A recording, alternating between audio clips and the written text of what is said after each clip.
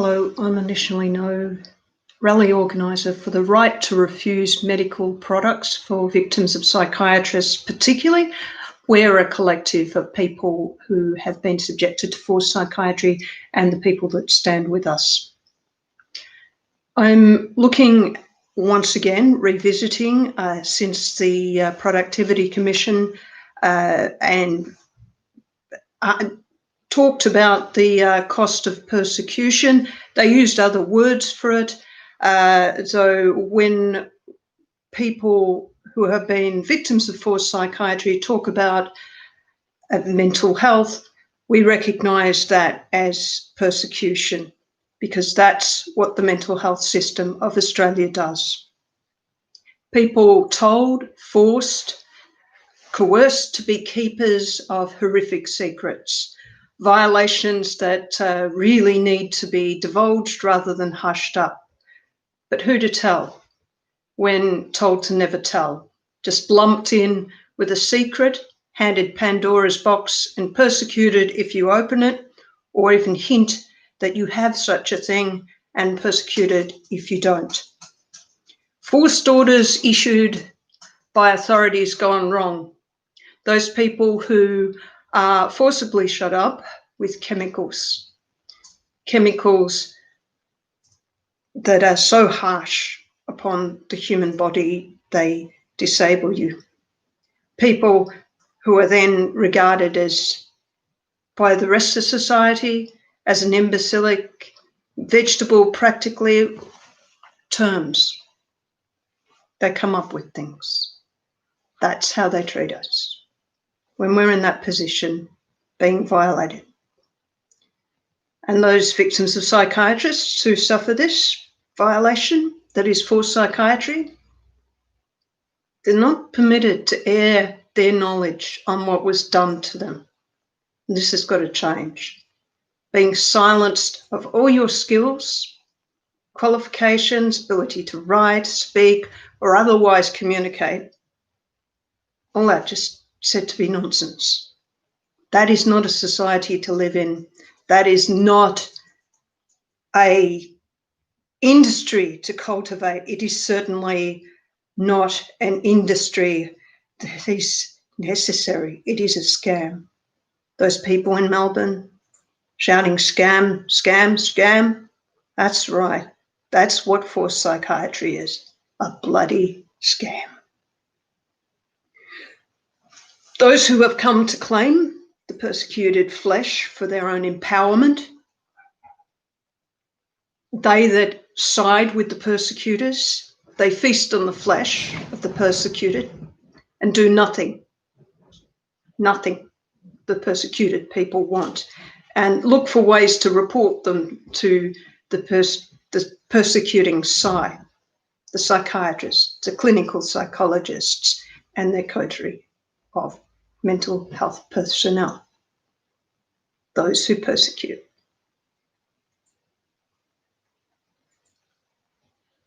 Victims of psychiatry should not have to be in any way obedient to those violators. They should not have to in any way be subjected to their demands.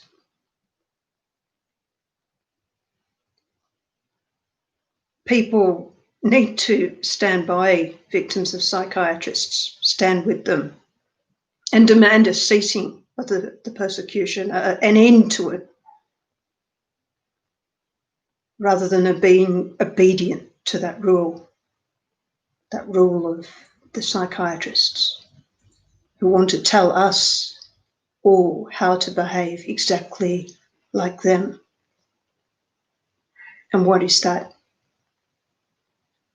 Is that your purpose, to be like them in your life? That's not humanity, is it? That's an intrusion on humanity. The coterie of psychiatrists, they claim financial and status rewards. For what? What are they claiming rewards for? No, they push, they bribe, they get in with people who are in positions of power but have been compromised.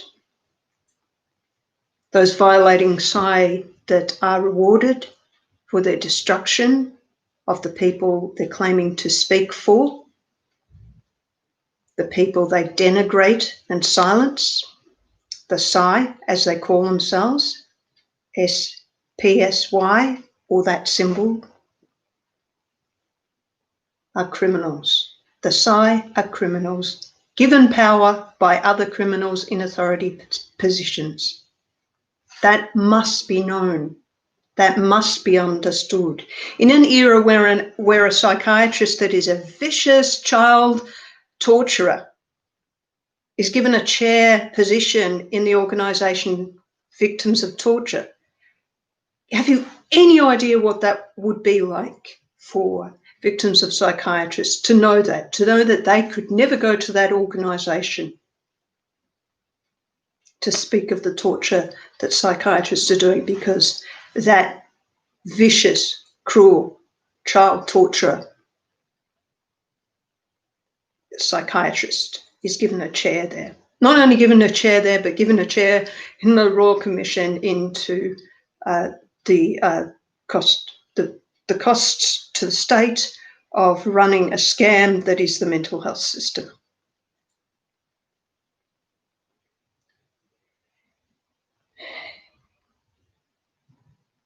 It's an era of doublespeak where those who perpetrate are said to suffer, and the victims are nonsensed into nothing more than the perpetrators want people to think and hear of their victims. It's this horrible psychiatrist ruling everything. These psychiatrists ruling everything. And if this psychiatrist that given a chair here and given a chair there were truly a victim of torture in his childhood, he's since turned offender and given state privilege to commit more horrific tortures and offences on children than anyone else in Australia. And then he's given appointment after appointment, award after award, and his CV on the internet, clear for everyone to look at, boasts of vile, cruel, forced human experimentation on children.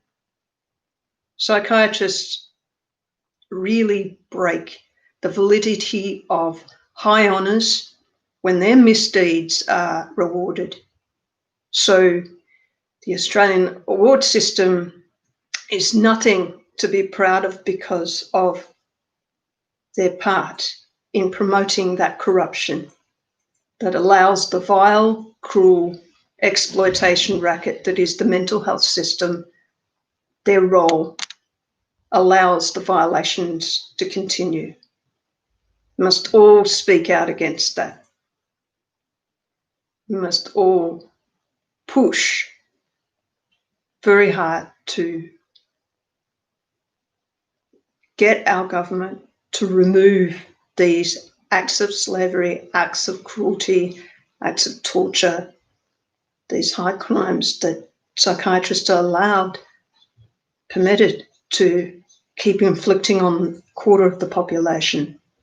This must be stopped. Psychiatrists take everything that is real and tangible away from people, their purpose, including that connection to nature. Psychiatrists lure people in, capture them, won't let them go, inject their poisons and stand over the person, interrogate them, tie them up in sterile, cold laboratories. How does a person even establish a relationship with nature and environment while in a locked ward? The only creatures there are laundry spiders. Wake up from a drug-induced sleep, twitching with the repeated fear of a black house spider on your pillow, and there it is. when you finally decide to switch the light on. Check your clothes before you put them on. The only creatures are really not creatures to commune with, but stomp on, place a cup over, or watch from a distance, unless you're into letting them crawl on you. Phones confiscated, shoelaces, pens confiscated. This is forced psychiatry in Australia, happening to 5 million people. And if you don't agree to what psychiatrists say, you will be dragged in. That's what's been happening for years and years and years. Our protest has been locked down, stopped.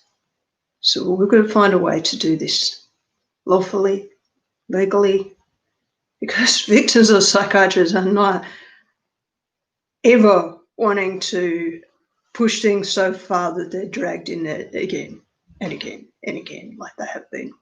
And enough of that. So here we are. How do we protest legally? This is what has happened to us because psychiatrists are criminals. No warrant. They just come into a person's house and take the person. Why? Because psychiatrists are criminals, because they make a lot of money out of this. Find reason in psychiatry and no doubt you're making some sort of profit from this vile, cruel, forced human experimentation. Back psychiatrists, how could you be so silly to be indoctrinated by them into believing these things? Get out of here. So we have all our phones, our pens, our shoelaces confiscated, victims of psychiatrists, and left in isolation without bedpan delivered and taken, water delivered and taken, except when, might get that if we yell and scream and ask for it for a bit, so they can laugh at us. And then when they've got fasting bloods or electroconvulsion torture to be forced on a person, then food and water is withheld.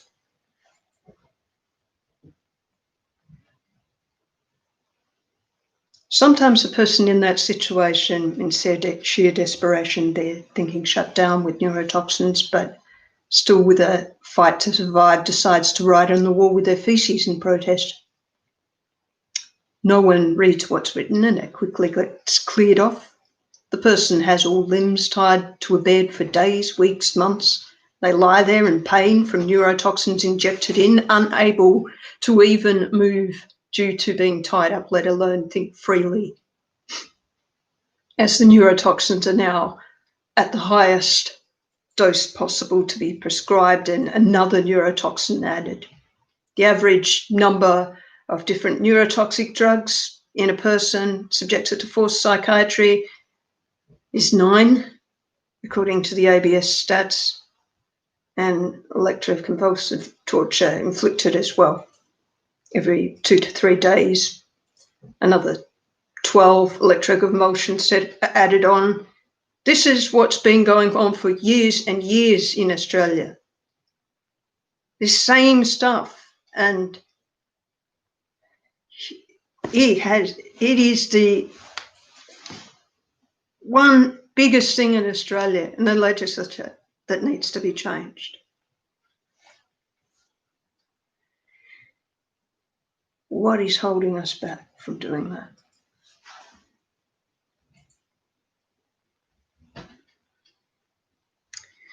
So after these previous dozen shock torture sessions under general anaesthetic have done their damage that cause further brain hemorrhage, to anyone still criticising psychiatrists and or refusing their products, where's the crowd outside yelling at the psychiatrists inside that hospital space that are doing that to that person, that those medicos, those psychiatrists that won't let anybody in to visit that person, that won't let that, we don't even bring the body to court.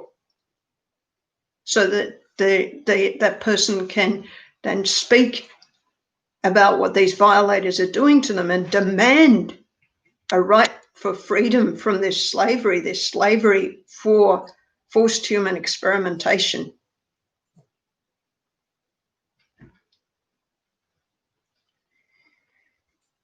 The aim here of the psychiatrist is to make the person helpless that they're persecuting, pliable, and do as the psychiatrist dictates. And for the person putting up no verbal or physical fights after being subjected to the works and not having any support from community. That's how psychiatrists break people.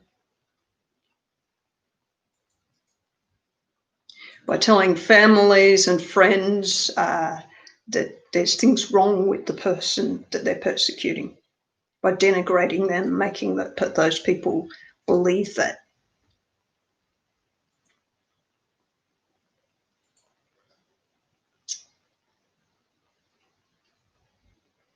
When a person's no longer putting up a fight against the torturous products,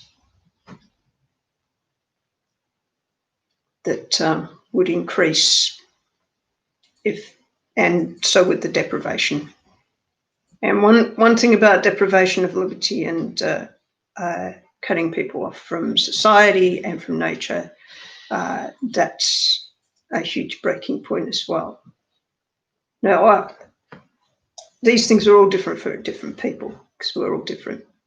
And so I just want to experiment with that and write it up. Oh, we broke this amount of people at this point through these stats here. And they've collected all the body data from these people they've violated with these neurotoxins forcibly. And they write it up in their papers, and then they sell them on the internet, these papers about that. And then the data goes to other research that is more to do with biological workings and markers. Let's just say the advertising line for anyone on the outside of understanding of what forced psychiatry is, who have never been perpetrated against by a psychiatrist, is that it's so safe and effective and benevolent and saves lives, and other people persecuted by psychiatrists are a harm to themselves and others. You can hear the sales spiel line. The line falls off the lips of so many people who do unpaid propaganda spruiking for the site. It makes the whole disgusting genocide of people sit with a stamp of approval in the general public's mind. That mind moved by propagated lies that the psychiatrists spread to victim blame and continue this horrific exploitation racket that's been legislated since Federation.